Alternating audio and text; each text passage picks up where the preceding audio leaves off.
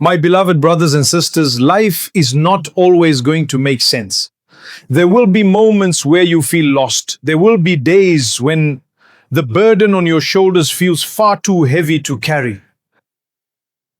There will be times when nothing goes according to your plan. And in those moments, you must remember one thing. Trust Allah with what you cannot control. Sometimes we think we are in charge. We try to control every outcome, every relationship, every situation. But what happens when it doesn't work out? When the things we tried so hard to fix only get worse? That's when we start to panic. We become anxious. We ask, why me? What did I do wrong? My brothers and sisters, we forget that we are not the planners of our own fate. The one who created you, who fashioned your soul, who wrote your story before you were even born, he is the one in control, and his plan is always better than ours, even when it doesn't make sense to us right now. There will be moments of difficulty, moments of pain. Perhaps your heart has been shattered. Perhaps you've lost someone you love dearly. Perhaps you've made dua again and again and you see no answer. You cry at night, you feel alone in a room full of people. And still you keep going. That's strength, that's sabr, that's silent endurance. It's not unnoticed. Allah sees every tear, hears every dua, and knows every beat of your aching heart. My beloved brothers and sisters, when a person falls ill, what's the first thing they usually do? Many people immediately think, let me take some medicine, maybe something I already have at home. I'll feel better soon. And yes, we are taught to use what is within our means. But here's the catch. When that doesn't work, panic slowly sets in. So they go to the doctor or they consult someone they trust. The doctor gives a diagnosis, prescribes medication, and they start the course. Psychologically, they feel relieved. Finally, I'm doing something about it. But what if even that doesn't help? What if the treatment doesn't seem to be working? At this point, my brothers and sisters, we need to take a step back and reflect. The reason why Allah allows a believer to go through these stages where nothing seems to work is not because He doesn't care. No, it's because He does care. He's drawing us back to the very first step we often forget, turning to Him. So many times a day we recite, Iyyaka na'budu wa iyyaka nasta'in. You alone we worship. You alone we ask for help. But when calamity strikes, where is that declaration? Where is our trust in Allah? The truth is, if we start off by depending solely on doctors or medication or our own intelligence or even what we read on Google, we're already missing the mark. There's nothing wrong with seeking help, but the mistake is relying on the means while forgetting the owner of the cure, Allah. A true believer understands that everything begins with Allah. Yes, we take the medication. Yes, we visit the doctor. But before all of that, we raise our hands and we say, oh Allah, guide me. Oh Allah, cure me. Oh Allah, make this easy for me. Because what good is physical healing if spiritually we are distant from our Maker?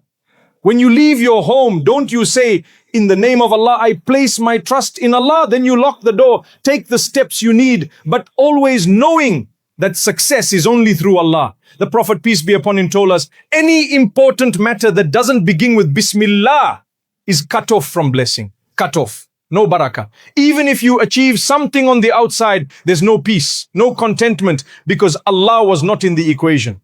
And today we're living in extremely difficult times. People are losing jobs, anxieties everywhere. Families are being torn apart. Loved ones are being buried. Health is declining. We're being shaken and we're wondering what is happening. Sometimes Allah causes all your plans to fail, not to break you, but to remind you that you never included Him in the plan.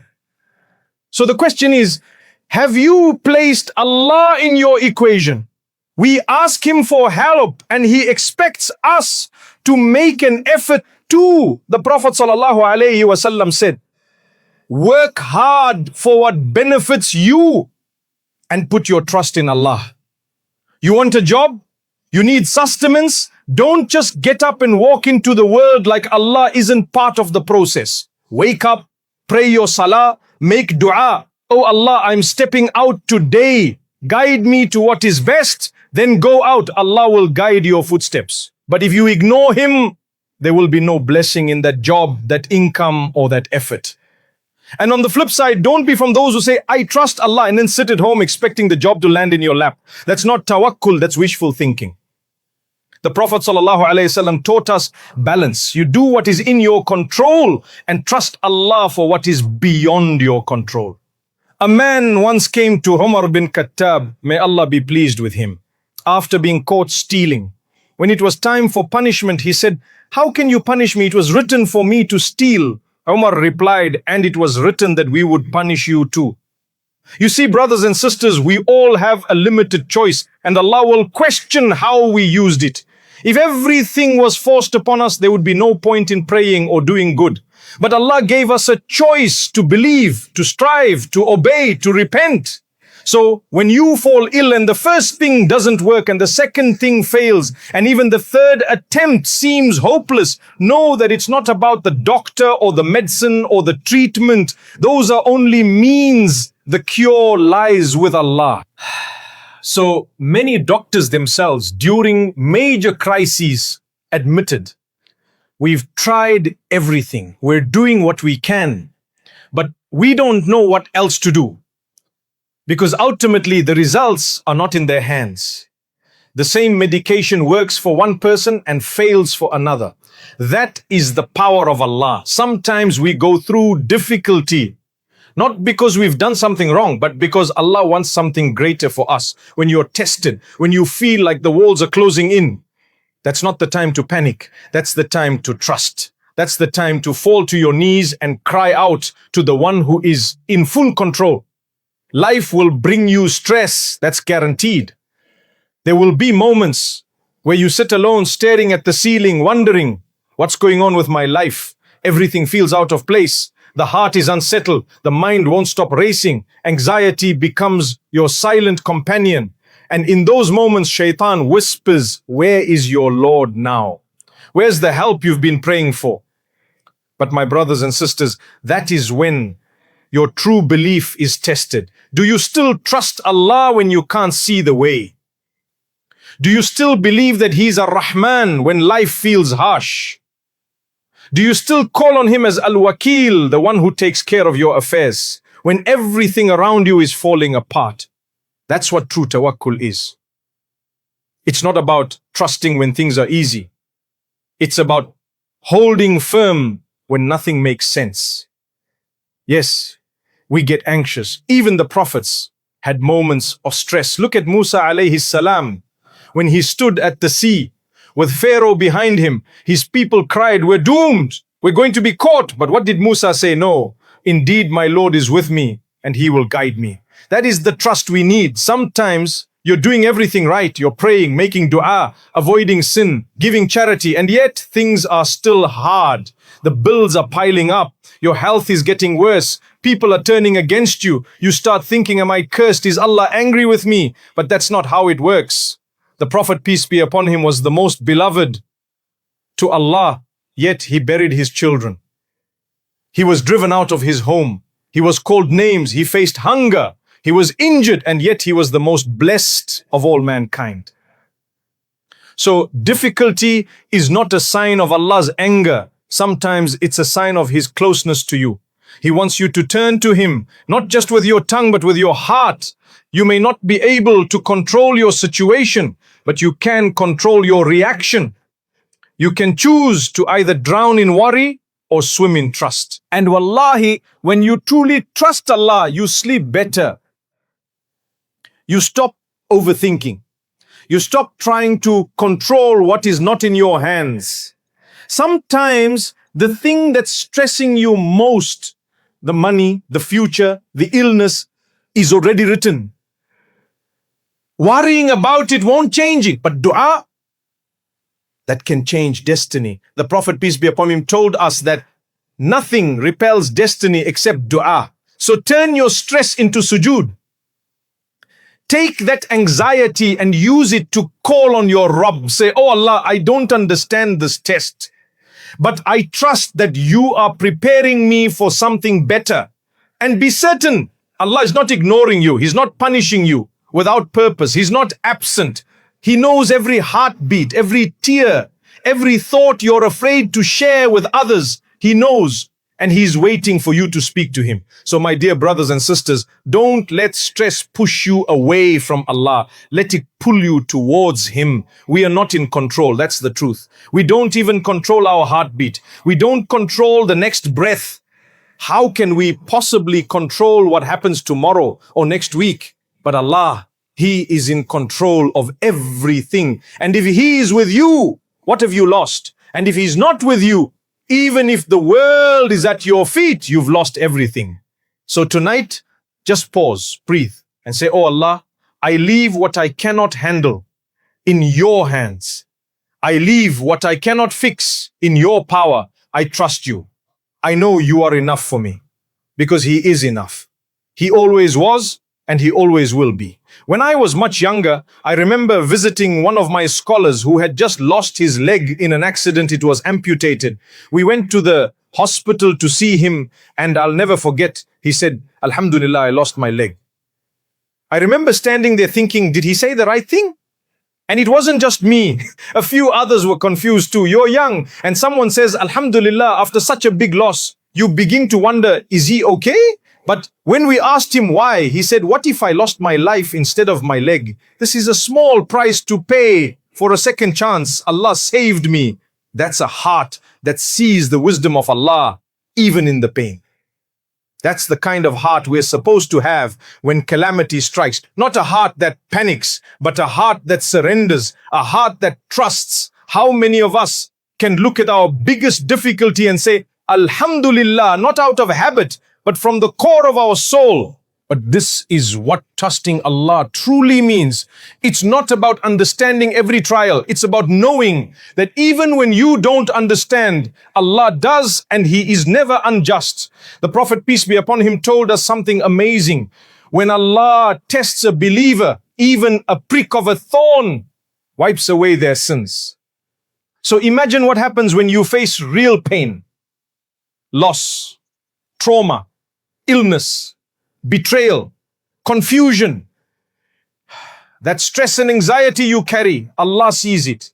And every tear you shed for His sake, He records it. Every time you say, Ya Allah, help me, He responds, even if you don't hear it yet.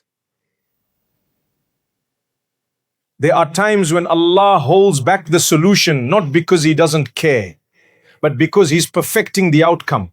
You see, Allah doesn't just want to fix your situation. He wants to fix your heart too. He wants you to taste reliance, to experience humility, to discover that when everyone else lets go of your hand, He holds it tighter.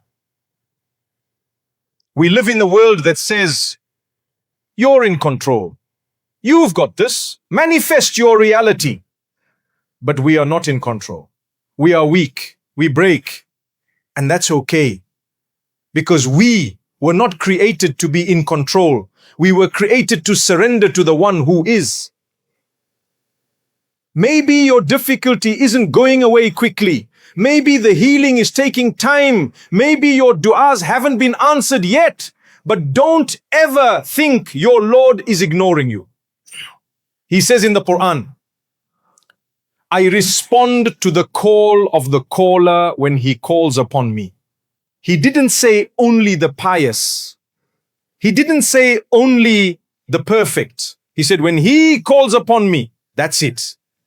That means you, in your brokenness, in your confusion, in your anxiety, even when you feel distant, if you just raise your hands and say, Ya Allah, you've already been heard.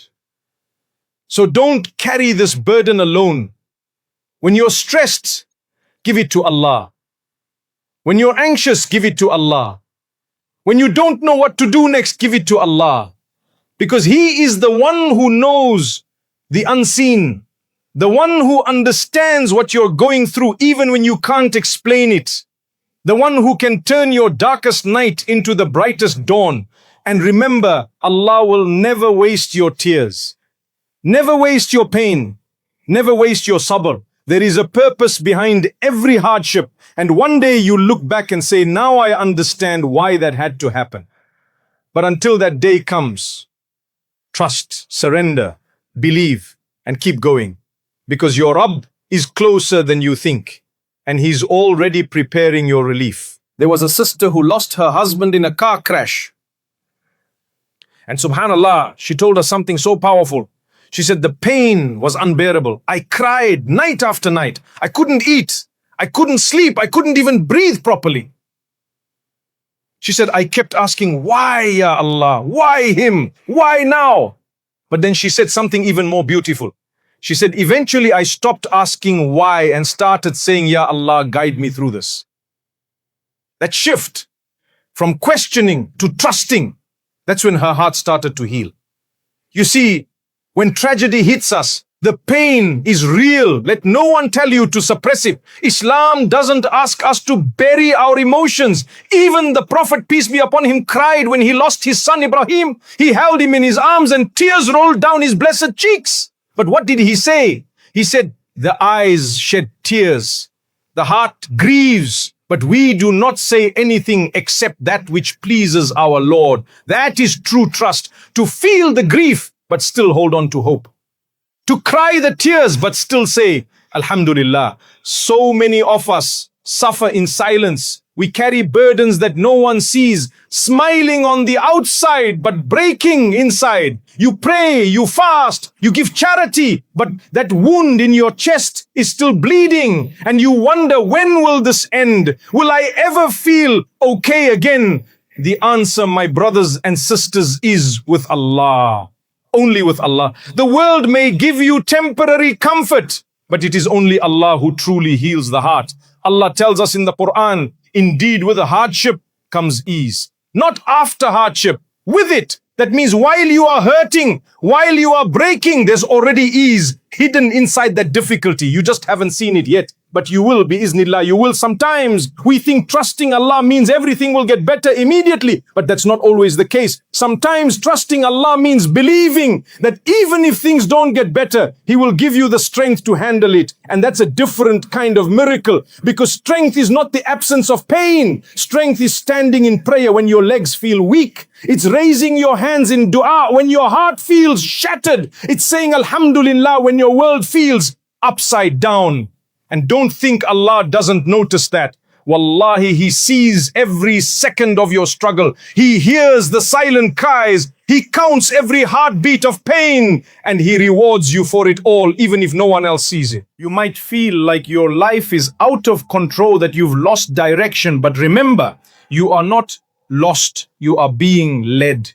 Led to a place better than where you've come from. You just have to trust the one who's guiding you. Think about this. If Allah brought you to this moment, knowing how weak and broken you feel, then surely He's already written a way out for you. Allah does not abandon His servants, not you, not ever. He says, and whoever relies upon Allah, then He is sufficient for him. He is enough. And when Allah says enough, it means more than the word could ever give you. So today, if you're carrying stress, grief, anxiety, or heartbreak, pause for a moment, take a deep breath, and remind yourself, I may not be in control, but my Rabb is. And that's more than enough. Say it with your tongue. Say it with your heart. Hasbunallahu wa ni'mal wakil. Allah is sufficient for us and the best disposer of our affairs. Because the moment you put your trust in Him, the burden doesn't disappear, but you rise above it. You find peace. You find purpose. You find that even in the storm, Allah was always there, waiting, watching, guiding. So trust Him, even when it's hard, especially when it's hard, because the one who truly trusts Allah never loses.